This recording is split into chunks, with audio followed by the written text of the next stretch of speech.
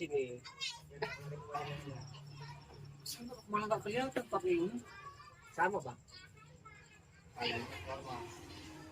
Tapi itu kan biasanya ada bang. Tapi kata bapak itu banyak kan pakai kacanya kan. Banyak. Berarti masih ada yang bisa kepakai. Masih ada kebetulan memang apa namanya? Kalau bapak memakai itu. Pasnya dia nih. Jadi kan kalau pakai itu taruh kalau ini kan enak.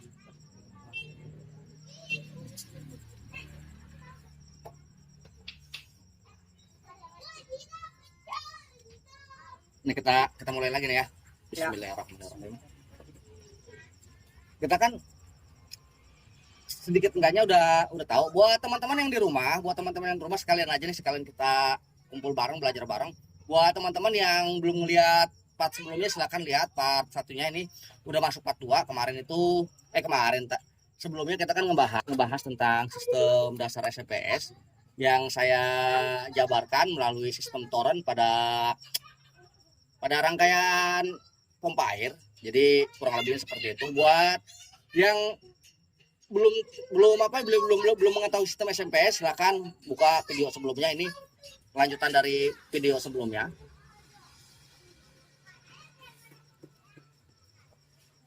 Nah, ini kan bang, power supply. Power supply kan berarti kan power supply itu kan terbagi dua, primer dan sekunder. Nah, untuk kita jabarin ya, primer itu pohonnya, sekunder itu buahnya. Nah, jadi kalau untuk power supply, apa sih power supply? Nah, kita jabarin lagi. Power supply berarti power yang menyuplai. Gitu. Power yang menyuplai. Jadi kebutuhan tegangan-tegangan dia disuplai oleh power supply, baik secara langsung ataupun secara enggak langsung. Maksudnya langsung atau tidak langsung, contoh andai kata ini dia perlu 5 volt. Ini perlu 5 volt yang bersumber dari transistor regulator 7805 gitu ya. Kan tadi kan saya bilang kan semua dari regulator, tapi kok dari transistor. Nah, sama aja dalam kata arti, itu transistor dari mana kalau nggak dari dia, kayak gitu. Jadi itu ya yang saya bilang secara langsung dan nggak langsung. Nah, ini sekarang kita sedikit jabarin ini bagaimana ini TV ini bisa bekerja, gitu bang. Jadi kita jabarin kenapa sih ini TV ini bisa bekerja. Lagi-lagi kita seperti apa mengupas sebuah algoritma, sama seperti istilahnya yang tadi saya bilang. Kalau untuk pembeli cuma tahu nasi goreng, akan tetapi nasi goreng itu perlu beberapa proses, ya kan? Dari istilahnya nasi yang udah matang digoreng lagi. Pokoknya sebenarnya sih lebih cocok bukan nasi goreng, nasi ribet. Iya, udah matang digoreng lagi, nasi ribet seperti itu. Nah, oke. Sekarang kita bahas tentang power supply. Ini dia mau nyuplai mana aja. Nah, untuk pin-pin ini, baik dari pin 1 dan pin terakhir, ini enggak memiliki tempat hukum yang tetap. Maksudnya tempat hukum yang tetap, ini enggak mesti di sini, enggak mesti di sini, enggak mesti di sini. Nah, anggaplah kalau ini kan untuk satu B+, untuk satu ground, untuk kedua B+, untuk ketiga vertikal, untuk keempat ini menyuplai IC, untuk kelima ini bagian suara dan seterusnya. Tapi ini enggak memiliki tempat tetap gitu. Tergantung dari pabrik yang bikin. Terserah mau B+ gua taruh nomor 1, urusan gua gitu. Lu mah tinggal nonton kayak gitu. Nah, di situ kita harus benar-benar bisa membedakan ini blok mana, blok mana. Ini fungsinya apa, itu fungsinya apa. Nah, di sini berkaitan lagi bang, sama seperti sistem ini. Oh iya, nanti bapak omelin. Ntar dulu ya bapak lagi ini ya. Nah, ini satu kita lihat. Ini kan pin 1. Nah, pin 1 terhubung ke jalur yang besar dan berkaitan semua. Nah, berarti ini pin 1 bisa dikatakan ini adalah jalur ground. Kalau untuk ground, kecuali primer nih, jangan, terkadang banyak orang salah tafsir. Nah, kalau untuk jalur ground, kecuali bagian primer, sisanya terhubung semua. Kecuali primer. Jadi kalau primer beda ground. Kalau sekunder semua dia terhubung dari sini sampai sini. Yang namanya ground itu semua terhubung. Itu Bang. Iya. Dan jalur ground semua terhubung. Baik ground tuner, baik ground apa, semua terhubung. Baik ground suara, ini itu semua. Nah, sekarang ini yang kemarin kita bahas, ini B+, ini kan pertama ground, oke, kita singkirkan. Nah, pin kedua ini kebetulan kan pin B+, walaupun nggak memiliki hukum tetap. Nah, jadi jangan dianggap semua tipe itu pin 2 B+, takutnya salah tafsir. Nah, di sini kita biar bisa ngebedain ini jalur buat mana, gitu Bang. Nah, kita lihat nih, yang kedua kemana larinya nih? Tak, oh ini ada C, ada D. Nah, D itu kan berarti kan dioda, bukan dongkol. Nah, D ke sini, tak, lari ke atas. Ada R, resistor, tes. Oh, dia ke playback. Oh, berarti ini adalah jalur B+. Nah, untuk jalur B+, dia terbagi 3. Jalur B+ terbagi 3. Pertama untuk playback. Pada umumnya hampir rata-rata seperti ini. Ada juga yang enggak, akan tetapi hampir rata-rata seperti ini. Pertama, dia buat ke playback. Kedua, dia dipakai untuk umpan balik. Nah, untuk umpan balik, untuk kopling diri dia sendiri. Dan ketiga, perhatiin, nih, tuh. Nah, sono. Lihatin nih.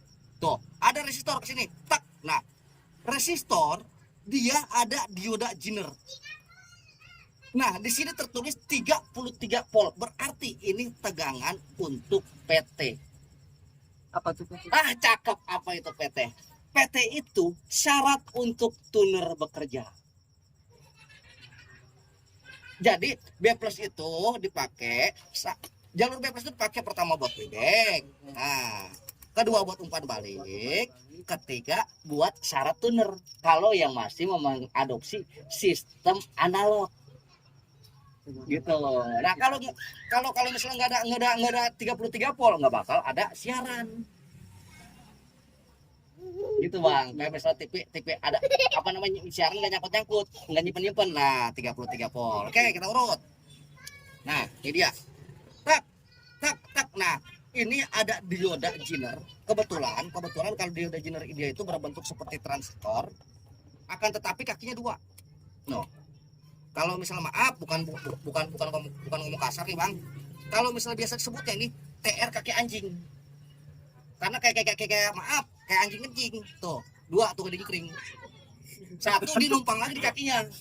Ini yang disebut TR kaki anjing. Oh, iya. Ini dioda Zener yang berbentuk seperti transistor. Kenapa sih bentuknya begini? Lagi-lagi kita balikan, terserah pabriknya. Gitu. Jadi satunya itu berarti Satunya satu gitu Bang. Nangkring kayak anjing kencing gitu, dikering. Maaf, bukan kasar gitu Bang ya. Maaf. Nah, oke. Ini kita sedikit bahas juga. Kalau untuk dioda Zener itu berfungsi sebagai breakdown. Breakdown itu ketika break berhenti, down itu menurunkan. Nah, jadi ketika dia sampai sini lu harus berhenti, harus lu turunin. Nih, dari 110 bertemu dengan dioda Zener yang tugasnya untuk membreakdown, maka mau enggak mau dia nggak boleh lewat dulu, lu turunin dulu sampai batas 33 volt. Kalau di bawah 33 volt ya sok mangga. Ini istilahnya mah kalau kata garis itu mah garis batas atas perboden lah. Ini cuma bisa buat truk yang truk engkel doang. Karena kenapa tingginya cuma 2,3. Lu pakai mobil ini menyangkut muatan lu gitu. Nah, ini Giner yang membreakdown tegangan yang melebihi dari angka nilai Giner tersebut. Andai ini sumber dari dia 40 volt, tetap 33 keluarnya. Karena kenapa batas dia cuma 33. Andai di sini 50 volt, tetap 33. 110 tetap 33. Bang, kalau 25 gimana? Ya kalau 25 lewat. Silakan.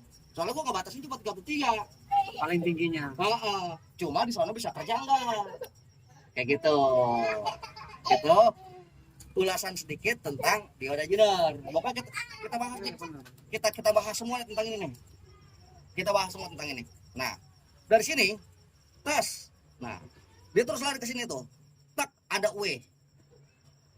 W itu apa? W itu kalau diibaratkan itu istilahnya sebagai jumper. Nah, dari W, nah dia lari-lari ke sini nanti lari ke sebagai ke transistor. Nanti diturunkan atau dinaikkan sama dia sesuai. Nanti bakal nyampe ke sini nih.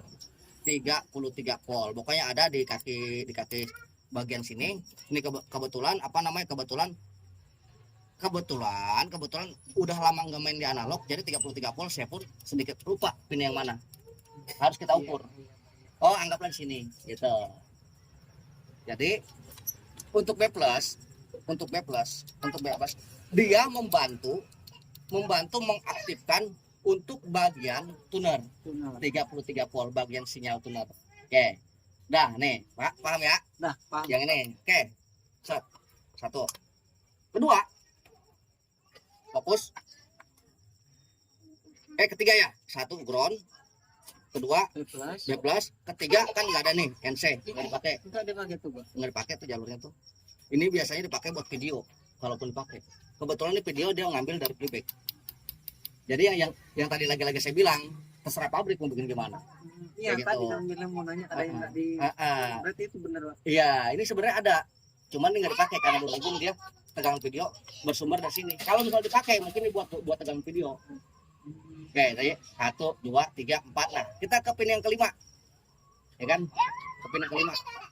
Nah, pin yang kelima kita lihat.